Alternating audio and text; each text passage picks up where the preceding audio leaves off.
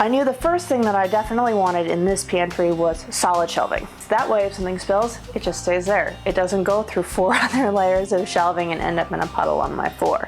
Another thing that I really wanted to do in my pantry was have some open shelving storage that would work for my most used kitchen appliances. I have kitchen storage that's kind of hidden for it, but it's just so much easier for the things that I use on a daily basis to just be able to come over and pull them right off the shelf when I need them. The adjustable shelving design in this makes it really good because I was able to have a deeper section here for my taller appliances and then a narrower section here for my more shallower appliances, while still giving me plenty of storage up above that's not wasted. The other thing that I have always loved is I am a little bit of a collector of cast iron enameled cookware.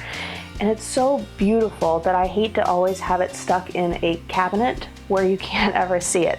So I wanted to make sure that I left some other additional really strong open shelving so that I could display all of my pieces. These units are all individual shelving units. So they're a 2-shelf cabinet unit, which makes them really extra strong and really able to hold up a lot of weight. And if you've ever used one of these, you know that they can get pretty heavy.